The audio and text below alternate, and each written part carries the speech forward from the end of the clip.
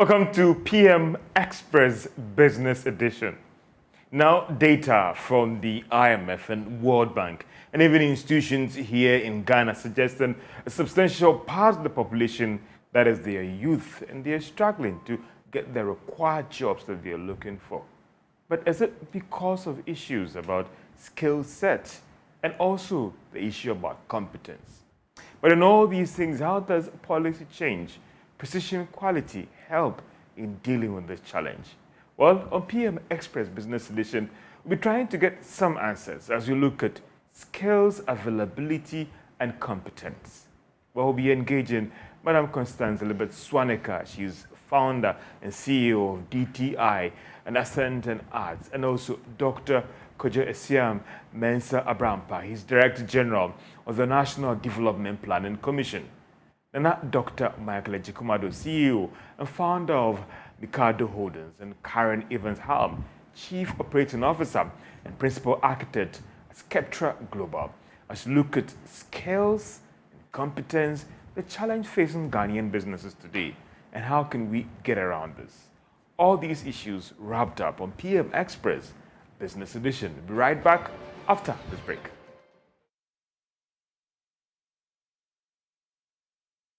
Welcome back to PM Express as we talk about skills, connectivity, and skills availability and competence as I engage Madam Constance Elizabeth Swaneker.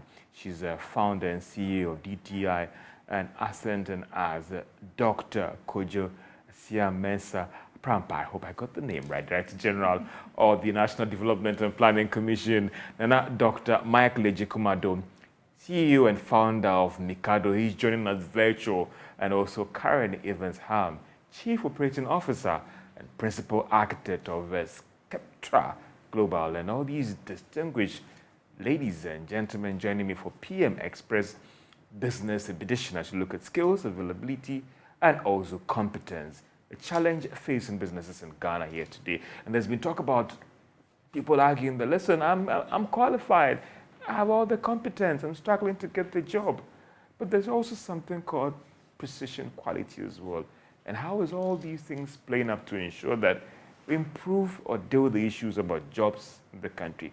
Doc and Madam Swaneker, thank you so much for having time to join us in studio tonight as we talk about something that is, for me, is dear to my heart, because it's always you meet people and they tell you, how can you help me to get a job, and all the rest. And for you, let me first start with Madam. I mean, how are you doing? And watching the landscape and then the environment, how has it been for you? I think one thing that I always tell people that it's not that Ghana has a lack of jobs. Interesting. And I'm sure when Karen comes on, she'll tell you that a lot of us are struggling with the human capital, that we're looking for staff who are competent, have the right attitudes, especially for those of us in the private sector where, paying, when you look at the wage bill at the end of the month and I hire you, you think that you're doing me a favor. And a lot of my colleagues will tell you that if I brought in a Chinese or an Indian or a Filipino, they will work around the clock and they understand and they have the right attitudes of what the business is looking for. Mm-hmm. And I think this is something that a lot of employers are struggling with, the mindset and the quality of staff. Has it got to do with the supervision? Because you tell me about when I bring people from other geographical location, is it the supervision or the attitude? And that's what I'll be bringing Dr. Michael Ejikumado and all the rest. And also we get into doctors. Is it the attitude or is the supervision as well? I think, first of all, it's an attitudinal problem. The soft skills. Apart from sometimes a lack of hard skills, the bigger problem for us right now is the softer skills. And I think these are things that in our educational sector, things that are overlooked. If you were working in England, rain or shine or snow, if work starts at 7, you are at work at 6:50 because you're paid by the hour. But here, as soon as it rains, half the office won't show up. And these are things that imagine that, you're paying staff and you're looking for output, because this translates also into revenue. And it gets even worse that as for the younger generation, you have an age bracket where youth unemployment is very high. But you have young people who really don't even have skill sets, and then you slap on the attitudinal skills. It's a disaster. And sometimes I think that the outlook of what is out there is quite bleak. Before I move on to my other guests, I also want to get some understanding from you in all this is the DTI journey, because you're CEO of this institute and this campaign you've been pushing about precision, quality, and all the rest. Just help us understand this whole campaign thing that you've been on. The movement. Sorry, yeah. So when I started on this journey, I had started a company in the metal fabrication space, and we quickly grew to become the market leader in this space. We were working with architects and engineers and doing all sorts of major projects, a lot of hotel projects, a lot of fine homes, and clients that had discerning taste and income. And a lot of the project that I was working on was mostly expat staff. So for instance, you would have a tiler coming in from Italy, or even just next door Togo. A lot of the POP, Plaza Paris tilers are all coming from Togo. If you're looking for a good outfit, then they usually would come from Nigeria or Ivory Coast. And it was something that I kept wondering, what was the issue? But then you would find architects, engineers telling you that, well, we can't find the sort of skill set that we're looking for. And the sort of craftsmanship that we're looking for is missing. And I think that was even made worse when there was an influx of imported, products coming into Ghana. Because all of a sudden, people then had choice. I'm not going to go to a carpenter who then maybe manufactures something for me, and everything is all crooked. And when I'm complaining, you tell me that I am the problem. But take it like that. It's okay. And I'm thinking that, but I'm paying for value, and it's my right as a consumer to demand for excellence. But then you are the troublesome client or the boss that demands too much from us when you expect that things should be done properly. Yeah. And now you're competing in a global market where I have the choice. And so if I can go to a shop and I can buy probably cheap wood, but it's not solid timber, because the roadside guy who is using solid timber will not give me what I'm looking for. I'll buy the cheap board. And I think this is something that over the years I realized that, my goodness, a lot of the artisans that we're also hiring were also coming with the same mindset. And so I had to do a lot of training, and I realized that, my goodness, it was a mindset shift. But the more you invested in their training, the soft skills, they got what we were looking for, because our clients demanded that this is what they want. I mean, I had a horrible story where a client of mine had actually imported marble from Italy and setting square meter of, what he knew he needed. And he told one of our workers that when you are drilling, you need to call the tile, because we will use a diamond beat to drill. He turned his back. The artisan took, I think, a hammer, wanted to drill something, and smashed the whole thing. I mean, we had to pay for the entire job. He kicked us out of the job. So these are things that it's not acceptable. Having a precision quality mindset means that when you're doing things, do it precisely with a quality mindset. Let me bring in Doc. When I hear about the National Development Planning Commission, I think about public sector, I mean some policy planning. But in all these things, what is the role of the Development Planning Commission in dealing with this whole thing about the skills, competence, and job availability? It's just being a big challenge out there, that it appears that there are lots of roles out there, but these business owners are struggling to get the right skill set to fill these roles. Yeah, let me say that. Thank you very much. And let me start from where Constance ended. You know, this was the problem which brought the two of us together. Because she identified this problem the private sector was facing. And for us at the National Development Planning Commission, the essence of planning is to respond to problems and be able to proffer solutions that can improve a situation. So when we had a discussion, I asked myself, look, here we have the youth who are looking for jobs and employment. Here we have the private sector also in the quest of more skilled and people with knowledge and people beyond that with attitude to be able to respond to their work. So how do we provide this very important input for the production process? And what we realized was that to be able to respond to that, it's not just a matter of training, but what should they be trained on? Because that is what the private sector needs. What kind of attitude do we provide for those that we are training to be able to respond to that?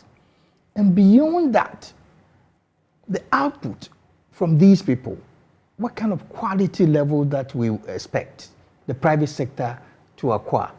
And this brings in the issue of standards. Standards establishes the fact that whatever you're coming out with an output has a means of measurement. The basic that the private sector would accept. Below that, the private sector wouldn't. Again, it also brings in what we call not just the standard, but also the quality training.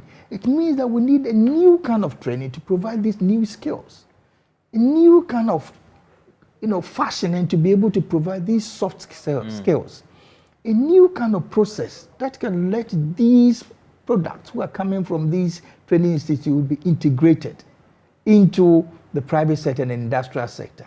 For me as a planner, one of the biggest problems we've been discussing and pursuing on the table was that we have all these natural resources which are available in this country. You can count it.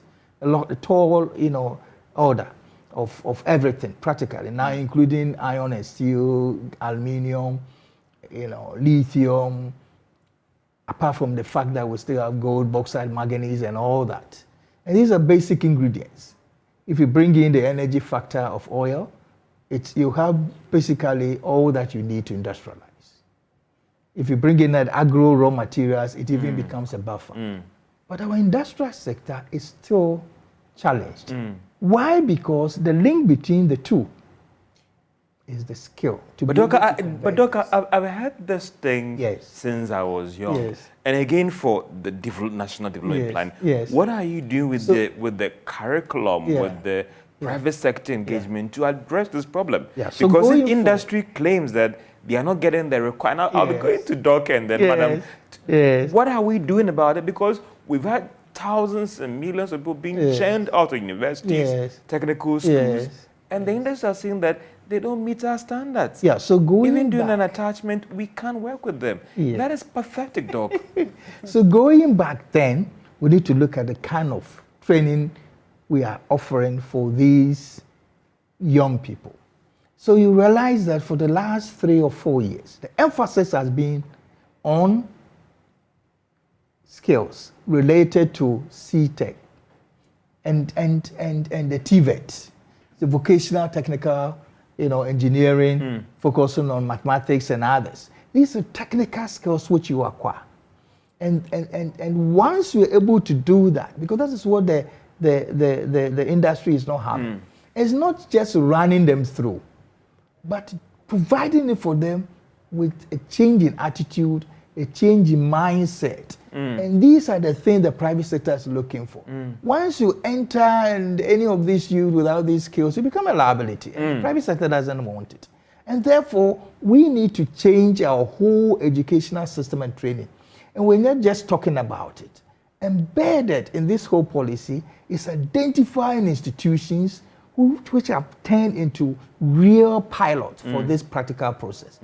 So when you go to some of our technical universities, which we've been working with for some time now, these are churning out different, what I call entities and individuals for our industrial activities. Why? Because it is being done on scientific basis. Comparing those students who have gone through the normal process compared to those who are going through what we call the precision quality standards, combination of standards and all that. Look, I always give an example. The dress that I'm wearing, if you look at it from far, you see that, oh, it's a very nice dress. I have 5 of them. I intentionally gave it to a tailor who is very good. But if you look at it critically, you see something wrong with the seam and the neck. The same tailor. If I should wear a second one, you see that there's a problem with the length of the sleeve. And these are the issues we have, the kind of training. Minding these quality and standards, such that if I give a tailor 5 clothes to sew, and I put them on, I'll feel the same, and they'll be the same measurement. But these are some of the challenges we have in our system, the kind of training we offer. Look, let me ask a basic question. What is the size of a single window in Ghana? Bring 10 carpenters and you have 10 different sizes. Interesting. I think it might be a good time to go to Doc, and also for Doc and also other guests on Zoom as well. I mean, Doc, let's talk about attitudinal change. Who should take the lead? The person seeking the job or the person trying to employ me, George Wiafe?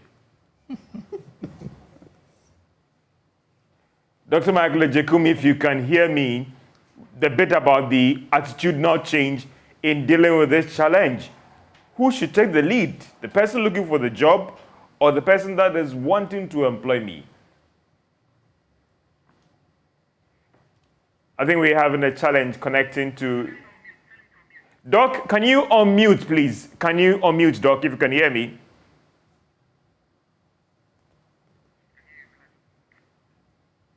Or if I can... It's okay. Yeah, Doc, it's okay. So, Doc, I was just saying that in terms of the question about the attitudinal change, who should take the lead in dealing with this challenge? Is it the person who is employing or the person who's looking for the job? The employee, the one looking for the job, should convince me that he has the right attitude. I think the two of your panelists have said it all, that the problem is with the human being called the Ghanaian. Interesting, Doc. He claims to be knowledgeable, but has no experience. You are talking about the aesthetics, the eye to see quality. It's not there. And my problem is the fact that they think that they are always right. Meanwhile, they have nothing to offer. Doc is telling you that his tailor does not have the right mindset, the eye to see the right things being done. You have 10 carpenters, you have 10 sizes of the window. These are the issues. In fact, there had been a research by Harvard Business School on the competencies of a staff and dwelt on the acronym ASK, attitude, skills, and knowledge. It's been established that knowledge takes only 50% of your success factor. Skills is 25%, and the rest is attitude, 60%. The experience that we have gotten as employers is that they come with a certificate claiming that they are okay. Meanwhile, it's about 8 out of 15.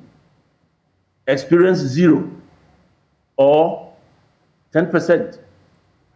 Then attitude is also key. They are not willing to learn. They want money instantly. So personally, I've written a whole book on principles of success. And I've come out with excuses that Ghanaians give, several excuses. And they never want to accept guilt.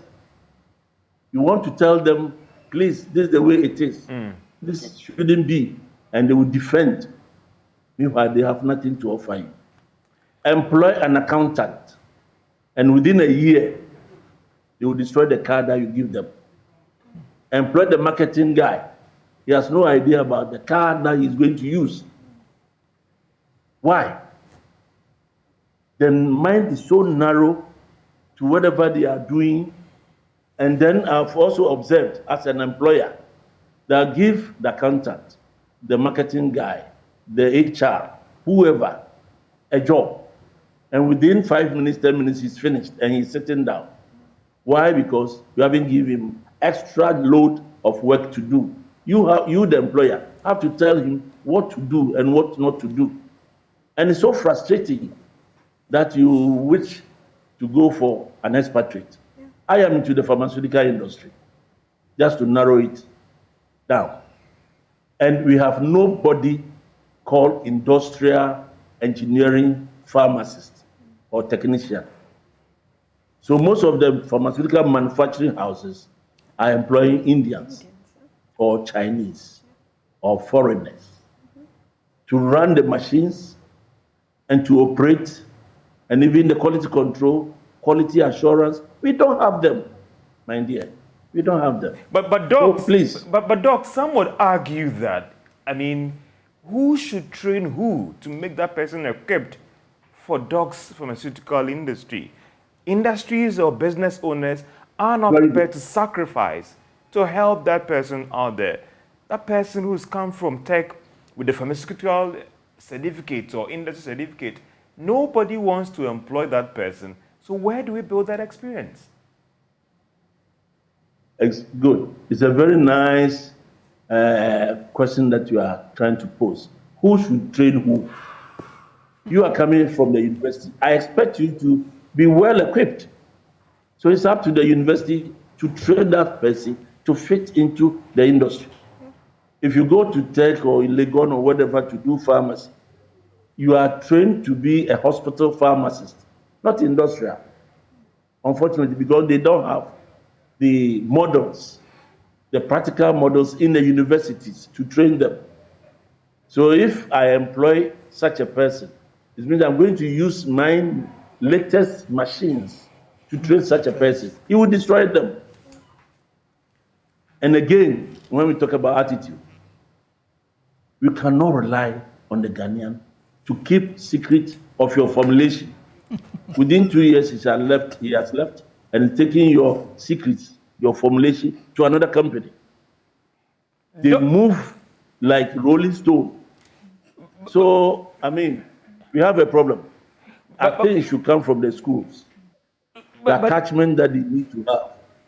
Yes, you want to say something, but bottom line, they are not coming out from the school. They are not coming out from the school with all the competencies that we are expecting.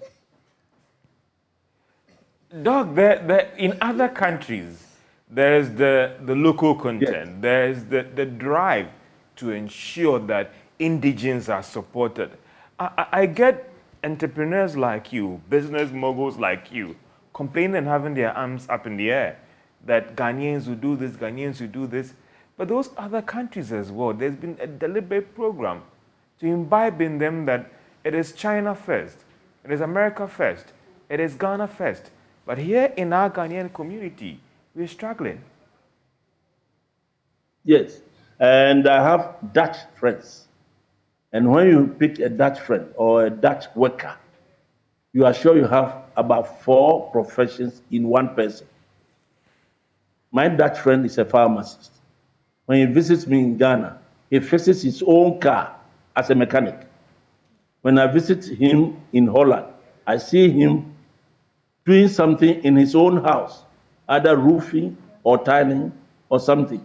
The same person does something like loudspeakers. Meanwhile, he's a pharmacist. So I challenge myself that who am I? Just in the classroom and then in the dispensary room. So for the benefit of those listening to me or watching me, I embarked on vocational training for my children. Whoever knows me knows that about 25 years ago, I subjected my children to these vocational trainings. If you finish JHS, boy or girl, you'll be a hairdresser. If you went to Holy Child, where most of my girls went, Form 1 holidays, you'll be an electrician. Form 2 holidays, you do sewing or seamstress or whatever, boy or girl. And if you finished SS, whilst you are waiting for the university, you'll be a mechanic. And I'll come and watch you be under the car. You have to know brake band. You have to know the engine. What is on the dashboard? You have to know all these. You make notes before you come.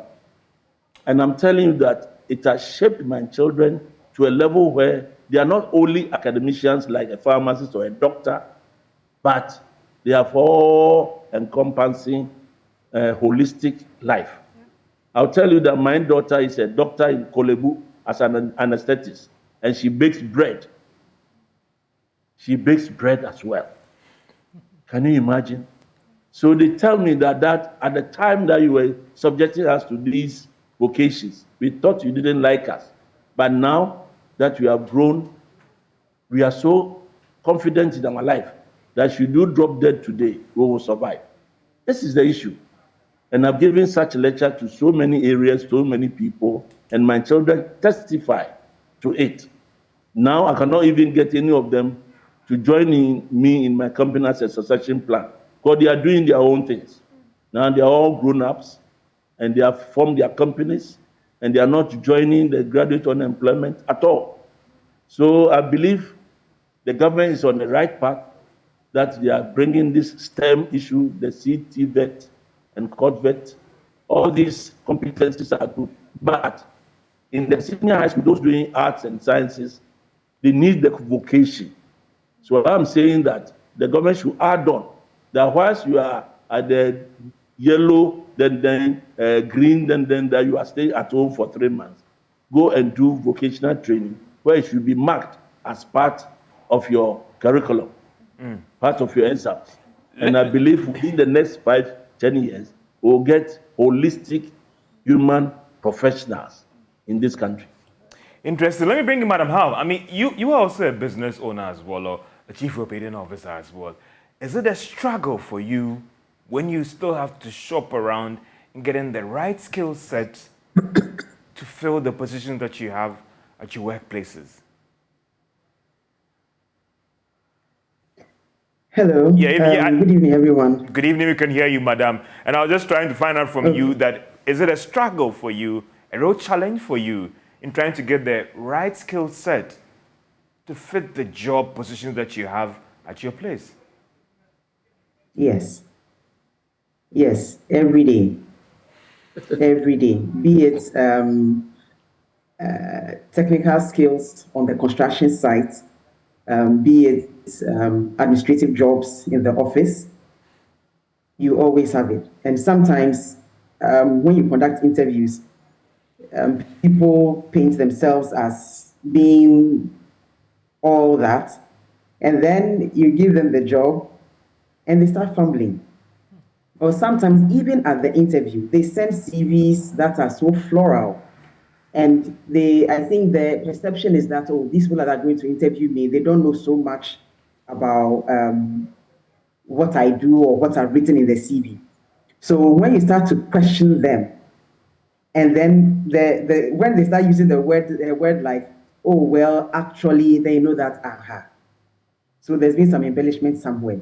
So even from the get-go, people write things that they don't have the experience or the capacity to defend.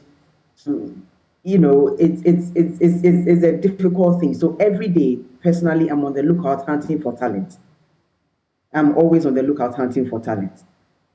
So it's a challenge. It is interesting because I struggle to comprehend the concerns that you and Doc have expressed, and my guest in here, to the pulse in the market where somebody say, I have 5 certificates, I've gone for interviews, you're not picking me, 10 years experience, 5 years experience. Why are we struggling to connect the dots? So, like Constance said from the beginning, it's not a lack of jobs, especially in the construction sector. It is certainly not a lack of jobs. You may have lots of spaces there, especially in your place. Of course. In our place as well. Of course. Of course. Even now, we are looking for a construction manager. We have been looking for a construction manager for the past 2 years. Madam, you don't, I can't believe it. Yes. For the past 2 years, we've had interviews upon interviews. It just doesn't work. So now the question we're asking ourselves, do we also join the wagon and go to India? Do we also join the wagon and go to China? But hey, if we are all going to outside Ghana to look for these skills, then what are we doing? But the thing is that for 2 years, they come, the attitude is not right. The level of expertise they portray, they have, is really not the case. Those who have a bit of it want to be paid through the roof. I mean, so what do you do as a business owner who also have customers and clients to satisfy? Because the customer is looking for value for money.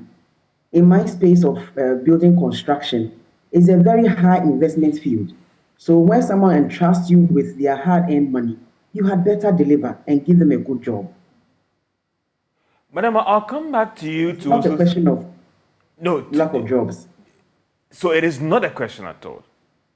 There are more jobs there. I'll be coming back to you to also find out from you in terms of commitment into this space to help deal with the challenge. But Madam Swanek, I mean, this is a real eye-opener for me, I must confess. Doc as well.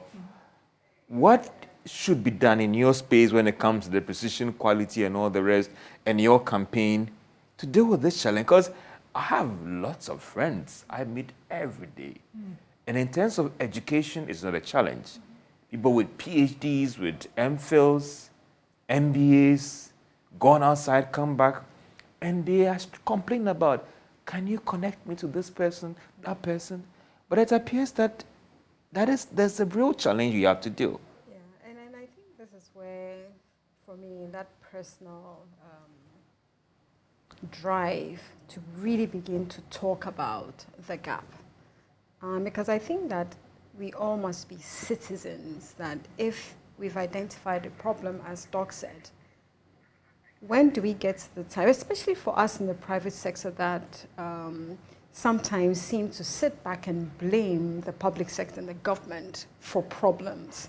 You've identified a problem in a society. And I think that a lot of people think that, my goodness, this is so brave of her. But we are all struggling. And I belong to business networks, and you hear your colleagues, and we're all complaining about the same thing. I happen to have 2 young sons. One is 24 and one is 21. And I look at their generation, and you think that if we don't do something about it, then we sit on a security crisis. So are we waiting to the point where the country boils over, or we do something about it? And that's why bringing this conversation to the table to really begin to hammer that. How do we begin to look at what the fundamental problem is? And I think this goes back to the way we're socialized and, you know, what the fundamental issues are with the educational system. There has been too much focus on, you know, the skills, but nobody really was looking at the soft skills of what, you know, especially employability skills. And I must confess that when I shared this flyer to my colleagues on other platforms, and one of my friends who's in the construction industry in the US said, George, push the soft skill bit as well in the discussion. The soft skills. Doc, National Development Planning Commission, I think you should be worried. There's national security concerns. There are a bit about us losing, and I meet certain hoteliers and owners who complain that chefs, I have to bring my chefs from outside. I'm not getting the Ghanaian chefs. I look at architecture and all the rest. I'm bringing guys from Togo. I know some of these problems in other developed countries where they complain that foreigners are taking our jobs. You should be worried at the commission level about, aren't we drifting into that space where Ghanaians become so comfortable and the foreigners are coming to take our jobs? How do we deal with this challenge now? Yes, definitely we've been worried. And we're still worried. And that is why this whole thing started. The submission, I mean, for me, I am worried. Yeah, very, very much worried. But we need to really look for solutions. And that's what we've started. And the beginning is bringing these partners together. Because the private sector is saying, hey, the kind of people you were training, the kind of people you're bringing out do not meet what we need. It means that there's now a new work pattern, a new demand for the new skills. How are we meeting that? And so we need to draw, we need to draw systematically how this could be responded to. First of all, what is the new demand?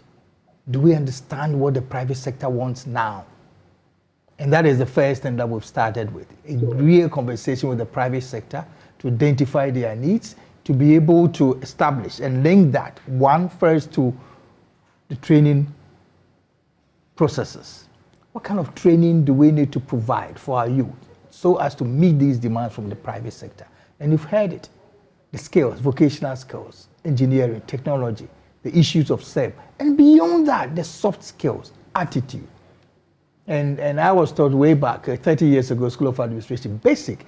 It said the skills, the knowledge, but more importantly, the attitude. But Doc, I'll come back because we're going for a short break and we'll come back. And just quick 2 seconds or maybe 10 seconds from you that I get surprised about the attitude argument as well, because it is believed that, and I stand to educated, that Ghanaians have the best of attitudes. We go outside, we excel, we are even compared to our neighbors in the West African zone, we are respectful, you know, but it appears that is not what you, the CEOs, are telling me. Something has gone wrong somewhere, and I think that when you look at young people who were raised from the 80s and below have a different mindset. But from the 80s and 90s, something has gone wrong. The Gen Z's generation. Exactly. Yeah, that's it. So you have a Gen Z population or youth dividend, and then you're also looking at globalization. Everybody has a smartphone, and everybody wants it now. But who is telling them that, look, how do we look at the way we were socialized, our African values of the way we were raised? That is out of the curriculum. This is PM Express Business Edition. You're looking at the still getting the right skill set and also competence, and how businesses can get it right in terms of getting the required skills from the job market. We complain that we are not getting jobs, but they are telling us that there's enough space there. We don't get the right skill set to fill in. Dr. Jekum, Madam Helm, and Doc here, and Madam Swanika, we're having a conversation and making some significant progress. This is PM Express Business Edition. We'll be right back.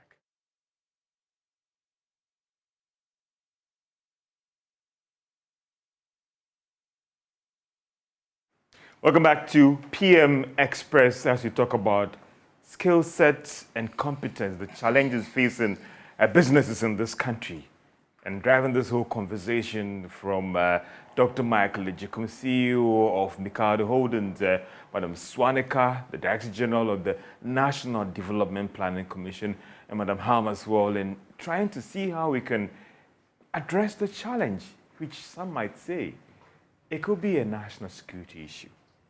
Am I taking it out of this when I raise these concerns about how challenging the situation? And I was still trying to get from the Development Commission or the Planning Commission about what are we doing about this thing, because it is getting out of hand. Yeah. So in responding to that, we've mentioned the issue of training, the issue of standards, the issue of attitudes, skills, and all that, and then the new work demand from the private sector.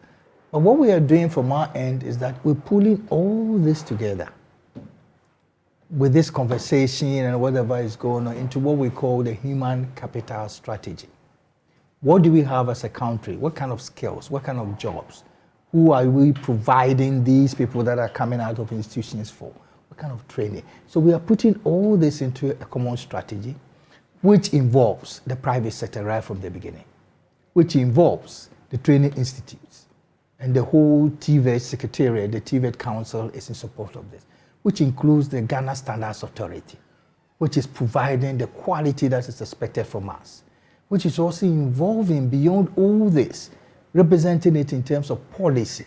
So you have the Ministry of Employment and Labor Relations, which is there to assure and ensure the private sector the quality of the product that we have over there, well certified, so that if the private sector needs to employ, they know very well that having gone through this training process, we can say that this mason that you are hiring has all the skills, the knowledge, and beyond that, the attitude that you prefer at your workplace. But Doc, what would you tell those who say that these are the nice ideas that we've had about 10 years ago, 20 years ago, And Kobna Mensah, with all the certificates, is struggling to penetrate into Madam's institution and Madam Ham's institution and doctor's institution and all the rest. That is where the problem is not policy. The problem is with the implementation and getting everybody on board. Exactly. And the key thing here is not just going with the policy, but we're driving with the practical experience. You go to Whole Technical Institute today, you see precision quality students who are being trained on the very things that we're talking about and what the private sector needs. You go to Takrady Technical University today, you see it practically, this working. You go to some of these new TVET institutions that are being established. These are the basic and fundamental things you would have to acquire from there to meet the private sector. So this engagement is not just one, again, theory, but it's being practicalized. You go to Today magazine, Timber Market, you see training going on, taking up some of these very things that we're talking about.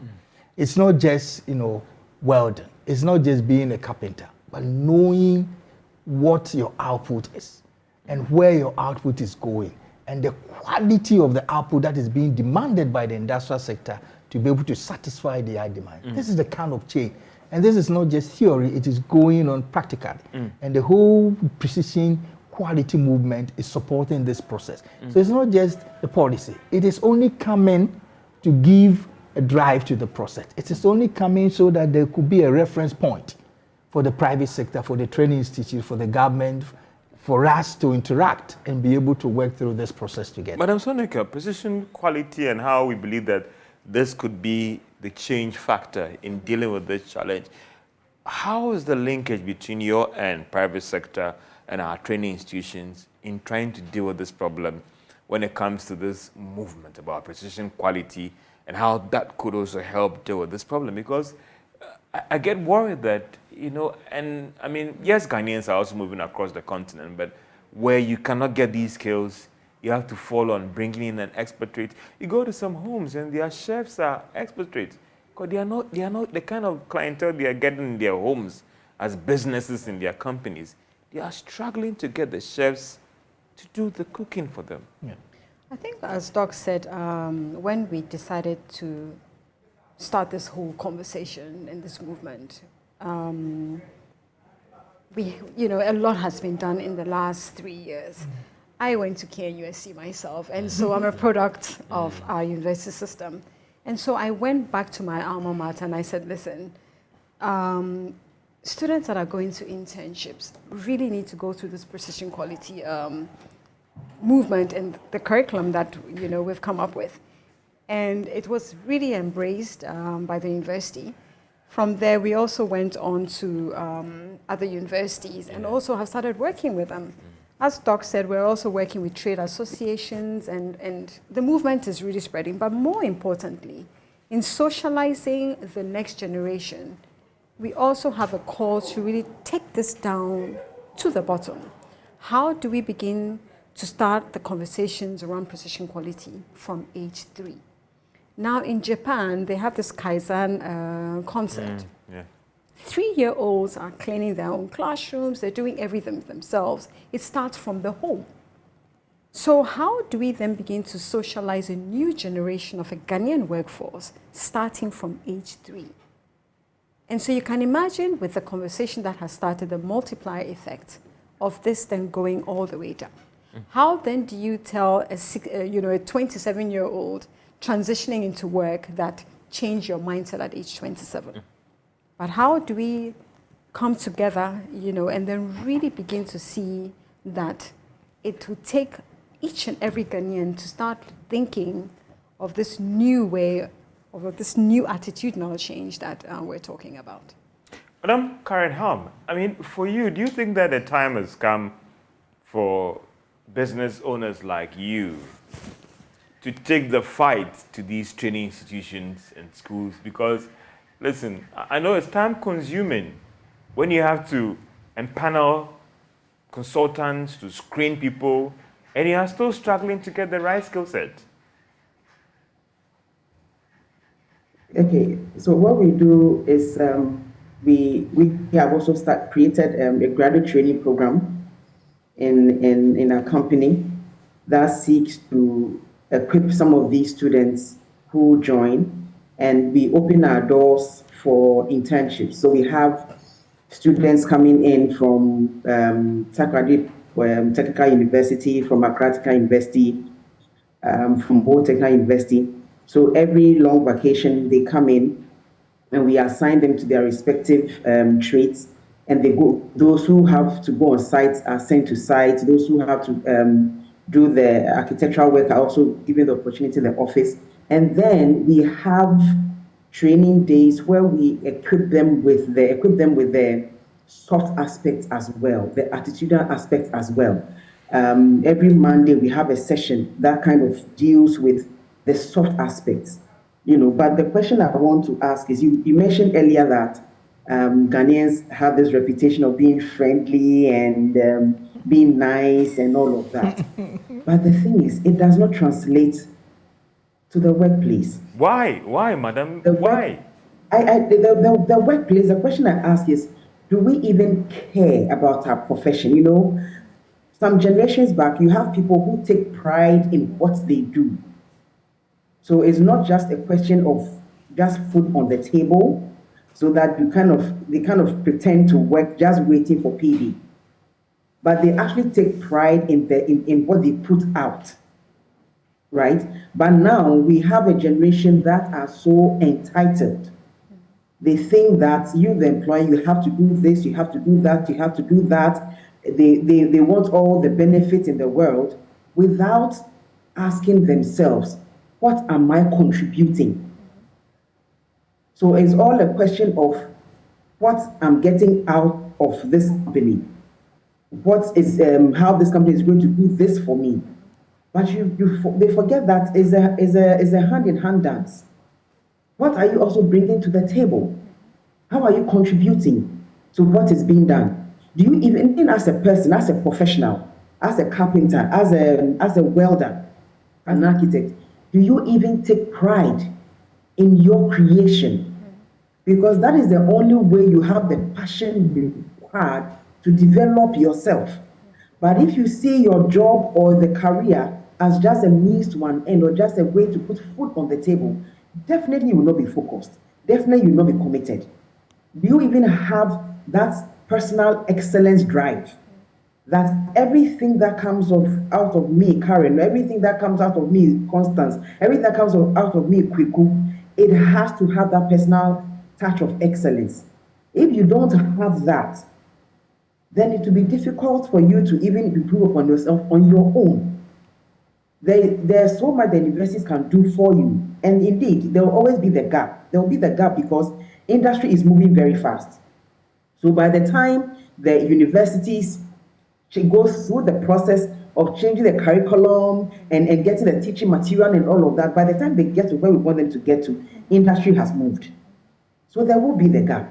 But then, as a person, you should also seek out opportunities that will allow you to improve upon your skills, to improve upon your employability. Rather than sitting there and saying that KNUS should do this for me, Spectra should do this for me, Accent and I should do this for me, DTI should. No. There has to be that personal drive, there has to be that personal commitment. And there has to be that because what we are finding is that he wants to drive the same car that the CEO is driving, the same thing. And so even when you invest in them and train them, 2 years they are gone. So when they come in, it will take you like 2 years to prep them and bring them up to speed, where they now become economically useful to your organization. After that 2 years, they think that, oh, well, now I can do this, now I can do that. They go to the next highest bidder. So as an employer, you keep training, and keep training, and keep training. They realize that what is happening to productivity? So the question is then, why would I rather go for the person who has prepared him or herself? Because you feed these people, you invest in them, and there's no loyalty. There's none. Why isn't there loyalty? Is it because you're not paying that person well? Because when that person takes that step to move on, some are saying that it's a process. It's not a one-off thing. So if what we do is we always have this salary survey, right? Where we take like in Mindspace, for example, we take different, we take the industry and we peg ourselves. Obviously, we will not be in the lower bracket. So where you are even paying well, you get it. On a weekend, the person has a funeral. He works, he does a little overtime, and then the next day he says that, of course, I did up to 6:30 instead of closing at 5. The next day he wants to come at 9. And this is not somebody you are not paying. This is somebody that, look, even some of them, you even offer things like partnership to. No. We have an issue, my brother, I'm telling you. Doc Ajekum, I mean, is it a generational thing? And for you, how do we get around this challenge? Okay. Am I okay with you? Yes, Doc, sound. I can hear you, but I can't see your face, Doc. So if you can connect with your video, I'll be grateful. The bit about whether it's a generational thing and how can the correction be done, because I get the concerns from you, and you are in the business community, several partners. From what I'm picking from you, is a real crisis lies ahead for all of us. I'm having a challenge. Yeah. Can you see my face now? Yes, I can see your face, Doc. Good, good, good. And I'm talking passionately as an employer. Before we end this program, I would wish to emphasize on the role that the churches are also playing. What are they doing? Which is also destroying our mindset. The prosperity message is also destroying our workforce. Constance and Karen should confirm what I'm saying. Now it's about prayer time. Morning devotion takes about 1 hour. Evening devotion takes another hour. 2 hours out of the 8 are already gone. And then Monday all the way through Saturday, they close earlier to go for prayer meetings because he belongs to a prayer warrior team. My friend, it's destroying us. Tell the National Development Planning Commission man that if you don't address our religious attitude, it's going to destroy this country. Seriously. That's my observation now, this. So the human capacity that we are talking about, we should also address our faith. Because we believe that God will do everything for us, which is not true. And then get rich quick is another attitude, which is coming from the homes. They are comparing. Look at your friend. He has bought a land. He's putting up a building. The home is also another pressure on the graduate, on his salary. And I keep telling my employees that you came for the interview yourself. You didn't come with your mother, your friend, your siblings, your father who has to be fed, and so on and so forth. You came for the interview alone. And the discussions on your salary or working conditions was on your own self. So to us, it's enough. Your 2,500, 3,000 is good enough for your level. Meanwhile, the mouths that are feeding these 3,000 are so huge, so many, that it becomes so little within 3 months. And he's asking for more. Then he goes to church, and the pastor assures him that a year by now, you'll be dangling your car keys or dangling your own house. Where is he going to get that money? So they come back on Monday and steal your business, your time, your money, your efforts. Productivity is low, and then within a year, he's putting up that building. Every Sunday, he goes to church and says we should pray for forgiveness. And Monday, he starts his hanky-panky attitude at work. And it keeps on going on and on and on. And as a country, we are trying to imbibe this prayer concept. Please, those listening to me and watching me, I'm also an elder. but I cannot afford to see my staff pray all the time.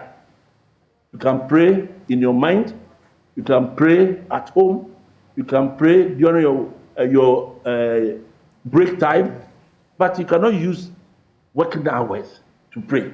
And that's why all of us, as a country, we are all complaining about the civil service, because government will not be there to supervise you directly. But we private people, we have the right to complain because we are alone and we are complaining. And this is not only peculiar to the private sector. If you take it to government sector, it's even worse. And you and I know. And before I end, I'm challenging you that when your chair that you are sitting on is giving you problems, and you just have to have a hammer to nail it, you wait until the carpenter comes to nail it for you. Before the carpenter comes, you have already destroyed the whole chair. When you are coming to work and you should come early, and you have a little fuse problem in your car, you can't fix it. So it makes you late. You want to pray for God to take you to work, instead of knowing and understanding that the fuse can be fixed. By you can't do it. So everything, we are not holistic human beings, seriously. And so I believe that the way forward is one. We should expose our minds through excursions. Our time, we used to have the whole school going on an excursion. We were from Koforidua. You have to come to Accra. And it opened our minds. You are here in Accra. You go for an excursion in Cape Coast. It opens your mind. But we have stopped it. Number two, we should also do vocations during holidays. Parents should encourage their children to do vocations when they are on holidays. But now they pamper them. Oh, Kwaku has come from KNUST. He is in his room. He is on his laptop. How can you be on your laptop when you have to be thinking about what you need to do the next day at work? They won't do that. It goes on and on and on and on. I had a borehole in my house. Charlie, I have spent more than 300% on the initial investment. They came to do the borehole. We put up the water treatment plant. And within a month, the borehole couldn't work. We brought in another person. Now it's about 6th person who is on the borehole with the water treatment plant. Why should that be? Get an expatriate, and he fixes it once and for all, and for the next 5 years, you are at peace. We have a problem, and it comes all the way from National Development Planning Commission, through our educational system, through our parenting system, and then the religious system. Doc, I just want to get one quick thing from you, and those who have joined us is PM Express Business Edition. My programs director has given us extra 30 minutes. We should have closed this program at 10, but looking at how interesting the discussion has been, we have extra 30 minutes to have a finalist solution to this thing. But Doc, how has the get rich quick pushed this pilfering thing? And I engage several CEOs who complain, George, I bring in Ghanaians, I bring in people, I'm paying them well, I'm giving them everything, but George, they are still stealing everything. It's societal pressure. Festinger, 1954, did a research on how we compare ourselves. Either you compare upward or you compare yourself downwards. If it is upward, it creates envy and jealousy. If you compare somebody higher than you, who has already put up his building, he has his car, and then you think that you also have the right to also own a car, to possess a house, it brings in malice, it brings in envy and jealousy, so you want to get rich quick. You want to be like the CEO. Quickly. You have no time to... And I hear these days, there's a canker going around that if I live up to 50, what do I gain? Let me make my money now. And if I die the next 2 years, I'm okay. That's what is going on now. Seriously. So, Nyankopon Beshrao, na obetna siya check. They are not interested in that. They want to make the money now. And who is supporting that? Is the church. Who is supporting that? Is the parent. So we have to be extra careful the way we raise our children up, coming from the home, the schools, and the church. And I'm hammering on the church because the movement is growing and everybody wants to be there. And then if you hear these pastors talking about, take my poster and then everything will be all right for you. And then this disease, you went to the hospital, it didn't work. So you came for prayer and it has worked. So what are the medical students doing? What are the doctors and pharmacists and lab technicians doing? They worsen their plight at the prayer camps. By the time they come to the hospital, it's already too late. These things are the worrying things facing employers seriously. We have to be extra careful, but we are destroying the whole nation by way of the way we treat the children. Things are getting worse. I think Constance told you that in the 80s and below, their attitude is different. When it comes to the 90s, their attitude is different. But in the 2000s, the 21st century children, the latter day saints, get rich quick is the order of the day because of comparison's sake. They are comparing, and the social media is even making it worse. You see his friend on the status. Some of them even lie. The way he's handling his wedding, his birthday parties, then it keeps telling him that he's delaying, he's wasting time. So why don't I do this, do that at work to make the money? These things are serious. So Constance and his team on the campaign trail should also address our faith. They should address the way we are being parented. Doc, let me come to the National Yes. Development Planning Commission boss. And we complain about revenue. We complain about a lot of things not getting right. It looks like it's not just about the plan about the economy, but again, the soft skills, the attitude, it's a big challenge. And these are the real national security threats than the arms or people crossing your border. National Development Planning Commission. Don't you think they need to do more? No, a lot more. And I must say that the value system is changing. And Really? Very, very, yes. Very, But the very, pilfering are still ongoing. No, it's not the pilfering about just even taking one bottle of Coke. I mean, Dr. Macaulay talked about an accountant or someone he hired that siphoned huge money. It's not changing for better. It's getting worse. It's getting worse. The value system is getting worse because now chasing money, I mean, it's one of the things you can have among the youth and young people. It is not how you got the money, nobody asks. It's being rich and riding in some of these sports cars. Yeah. And I know the price of them. I schooled in Germany, so I know the price of cars. But then you should be going as a commissioner. And I get concerned. So these are some of the things. Moving on from the policy Yes. to getting the actions, Exactly. forcing government, Exactly. successive government to Exactly. ensure that some of these things are done. Exactly. It's not forcing government, but we need to engage as a conversation. The laws are there. For all of us to be able to know where we want to go. The laws are implemented by human beings, and the client is a human being. And therefore, we begin to identify the problem. We are talking about it today, and I'm sure that what we have shared today, it will go far to bring people back to the issue that we're talking about. If we're able to identify and if we're able to establish that these value systems ought to change, and there's a process of changing it, conversation that we engage in, as he indicated, in the churches, in the schools, what kind of conversation is going on? If I go to church, just, now the equation of blessing is having money. Blessing of God is equated to having more money, having a good car, having a good home, and being able to celebrate birthdays and all that. How can we change this? So it's a whole attitudinal conversation. If you look into some of the work that we do, we've had a whole discussion on the issues of values and attitudes. And it is key. We just pinning our thumb on these problems. Yeah. And it has to do with our whole training. Training at home, training at school, and training in these other social environments. Doc, are these things factored into some of these national development economic policies that you're putting together. That Very, very if much. Ghana wants to get there, Very, very these much. are the little things that should be put in place Very, in our very policies. Is that being Very, done? very, very much. In terms of, and you see, there's a whole campaign on citizenship.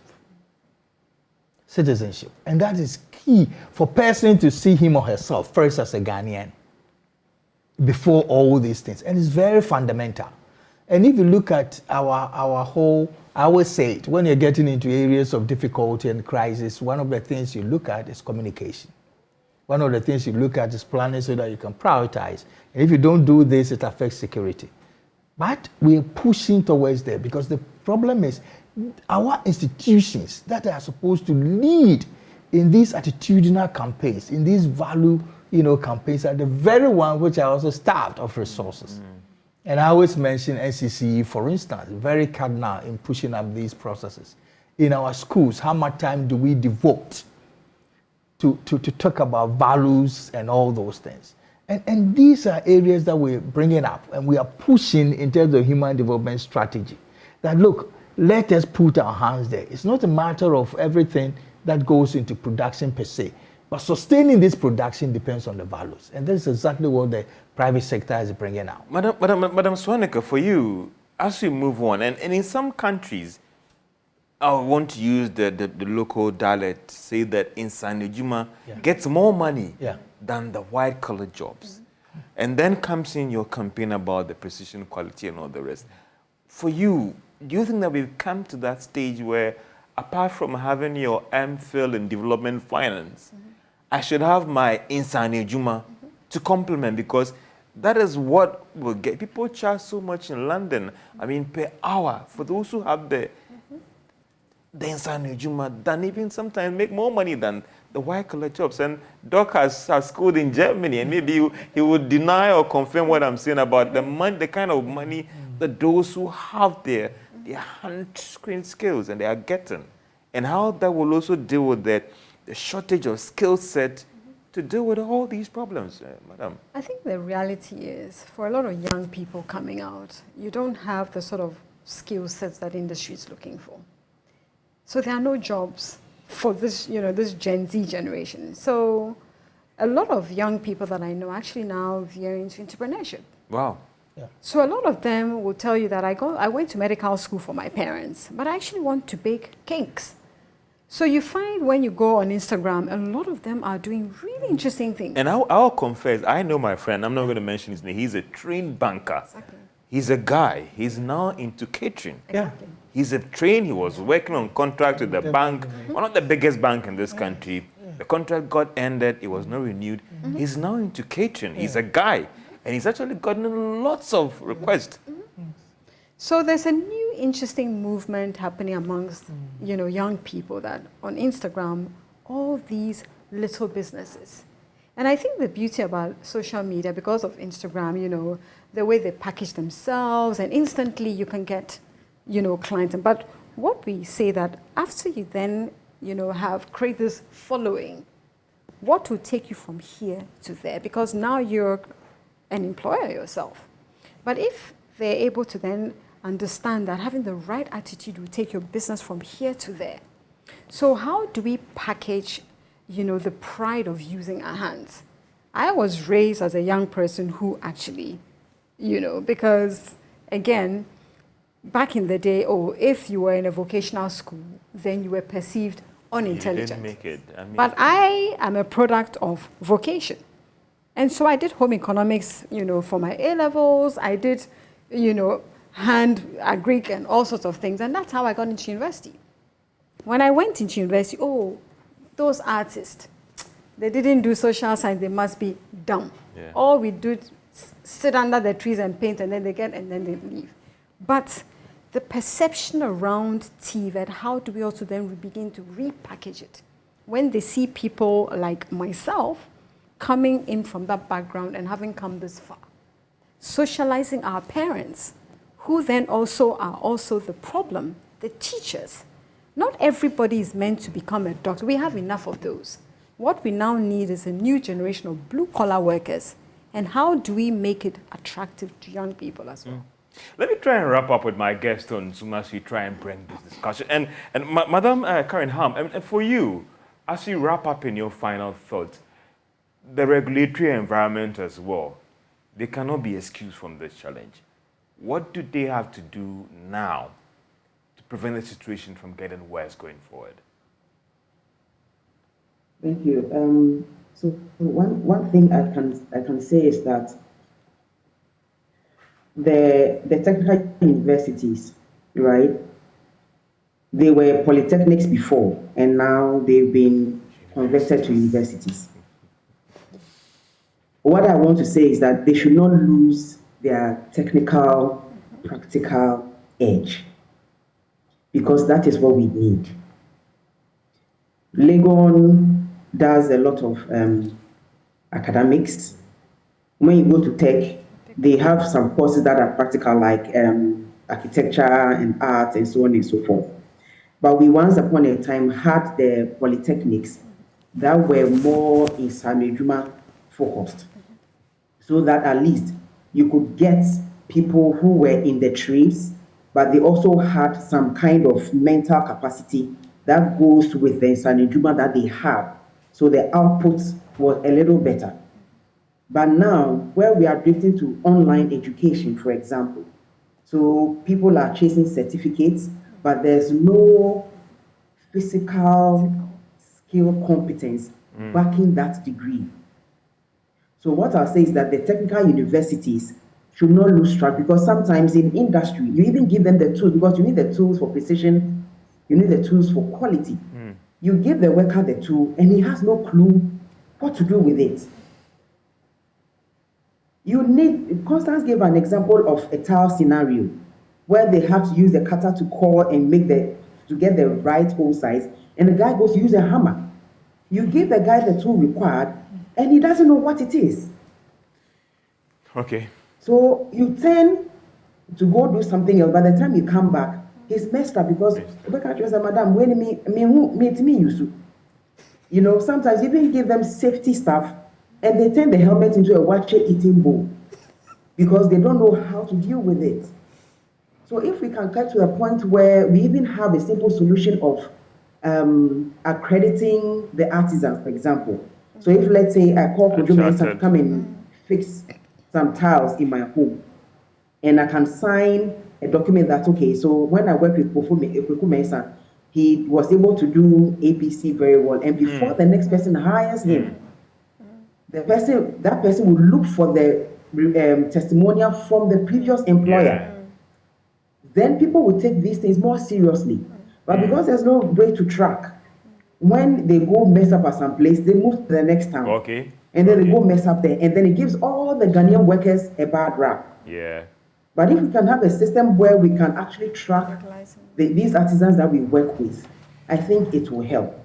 Doc, in a minute, your final thought, Doc Jekum. Sorry, time was not a good friend here, but in a minute, if you can wrap up with your final thoughts. Good. Number one, mistakes. When the Ghanaian make a mistake, they are never ready to accept it. So I'll give 4 solutions to it. If you really accept that you've made a mistake, please accept it immediately. Don't dwell on it. Learn from it and never repeat it. Then we'll go. Number 2, talents. We should be able to identify talent right from home at the age of 2, 3 to 4. By the time you are about 10, you are ready for your talent.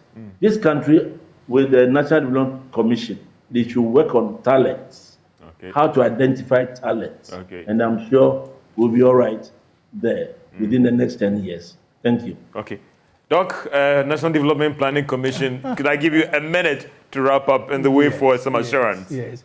Well, let me start by saying that the biggest assurance we could have is identifying the problem. And now we all know that we have a problem on our hand. Something that started years ago, but it's manifesting now. And we need to solve that. There are processes towards solving that, but we cannot go our in silos.